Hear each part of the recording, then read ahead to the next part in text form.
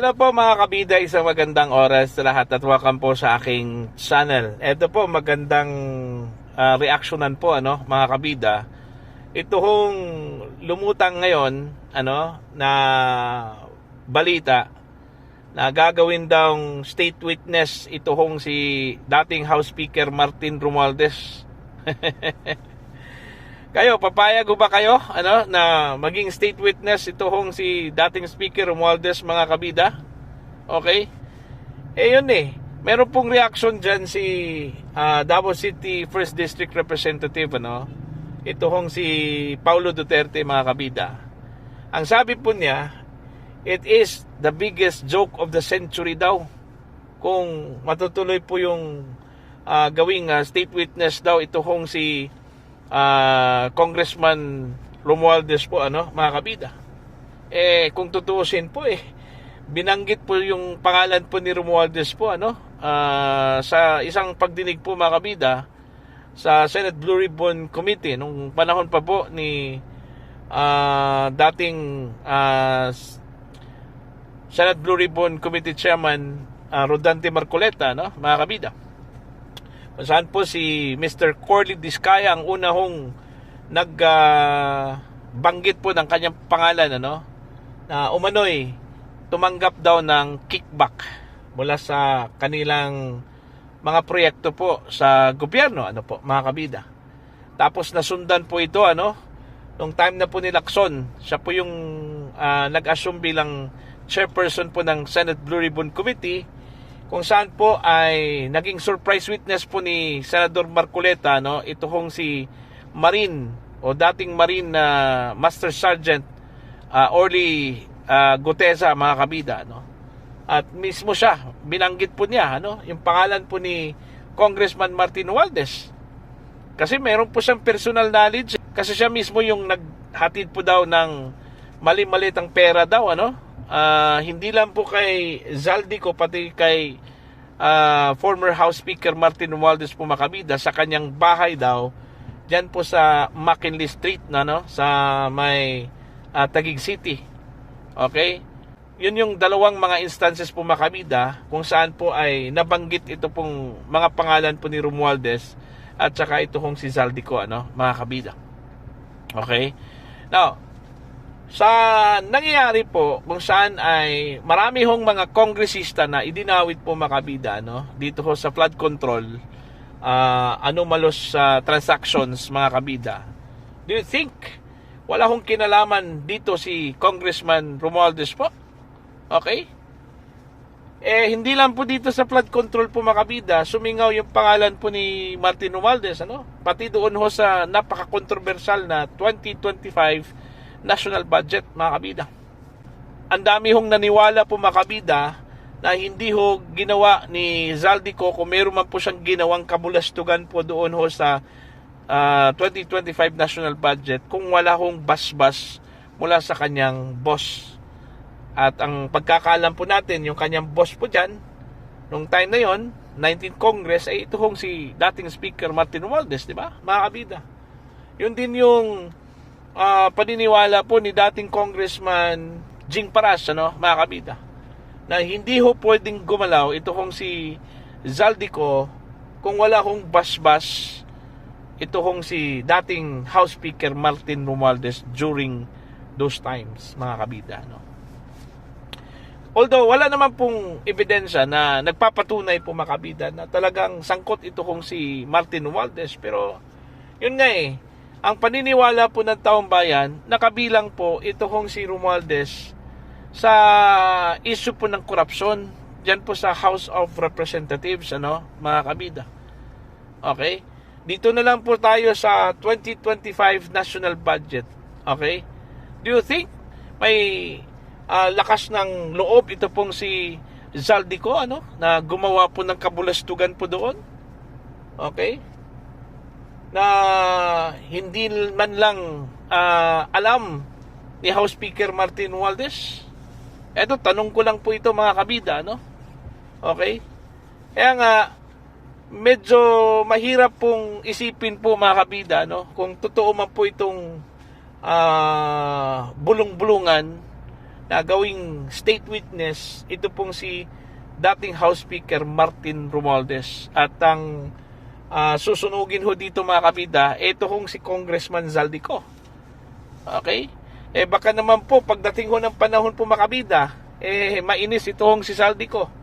At ito po, sisingaw po ito mga kabida. At mayroon pong babanggitin na mga pangalan na talagang sangkot po sa maanumali ang flood control projects at maging ito hong 2025 national budget po mga kabida.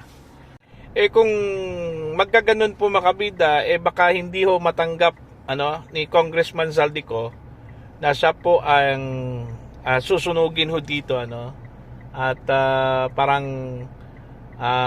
ilalaglag ho dito mga kabida. Tapos ito hong kanya hong boss na si dating House Speaker Martin Romualdez magiging hero po dito kasi star witness okay, state witness po mga kabida.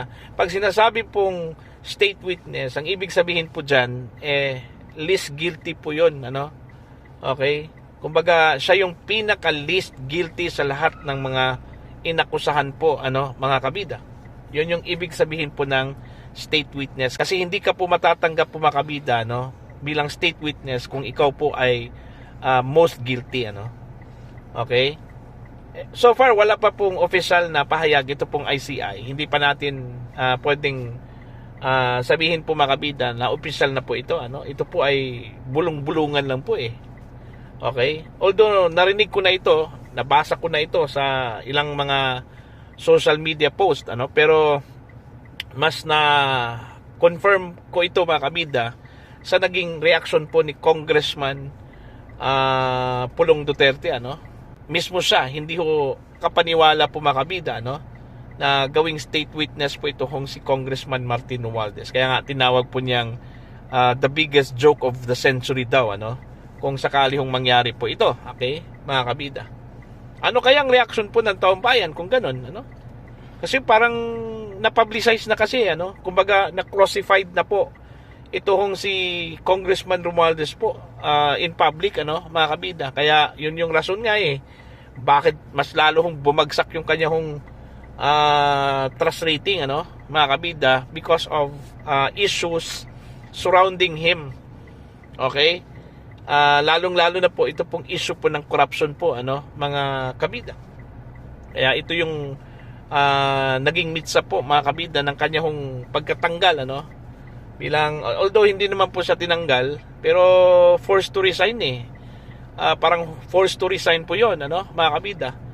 Kasi po yun nga kumbaga hindi na po maganda tingnan na ang Speaker of the House ay inakusahan po ng corruption at baka naman po ay reflect po ito mga kabida, maging setback po ito sa Marcos administration, okay. Yun, ipinalit po ito hong si House Speaker Boji D mga kabida. Okay, so abangan na lang po natin to kung kailan po official pong ihayag po mga kabida ng ICI na ito hong si Congressman Martin Romualdez po gagawing state witness po nila mga kabida.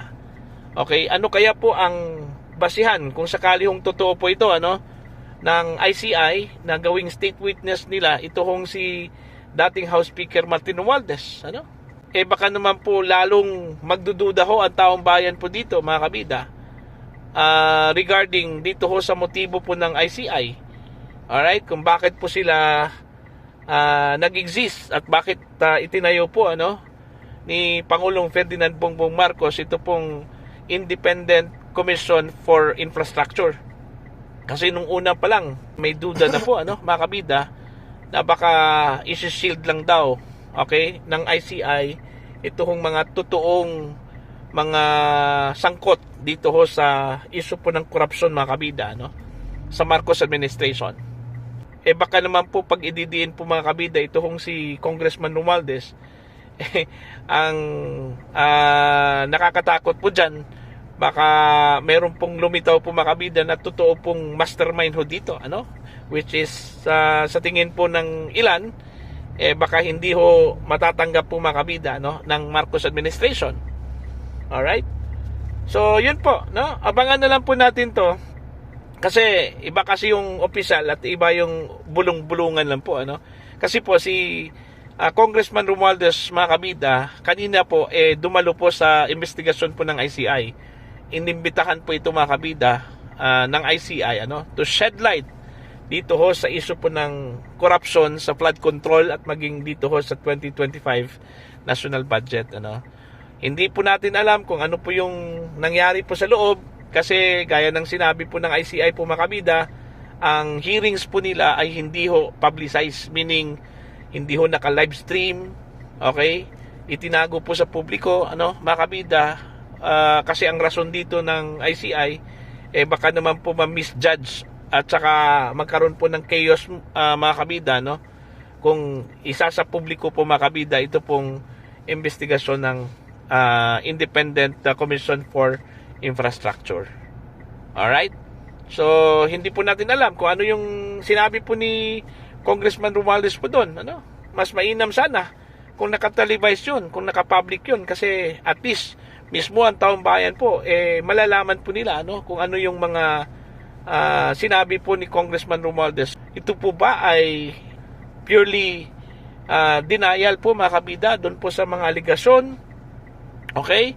O baka naman po meron po siyang mga testimonya po doon na mas lalong nagdidiin ho mga kabida, no, kay Congressman Zaldico. Yun yung aabangan po natin sa mga darating na mga araw po, ano. Para po sa inyo, ano po ang inyong opinion at pananaw ho dito? Okay? Papayag ba kayo na maging state witness ito kung si Congressman Martin Romualdez, ano? Laban ho dito sa issue po ng flood control project anomalous transaction mga kabida. Okay? Please comment down. Sa mga hindi pa po subscriber sa aking channel, please subscribe. Just click the subscribe button, click the notification bell, click all para updated po kayo mga kabida sa aking mga uploads. Maraming salamat po sa inyo lahat.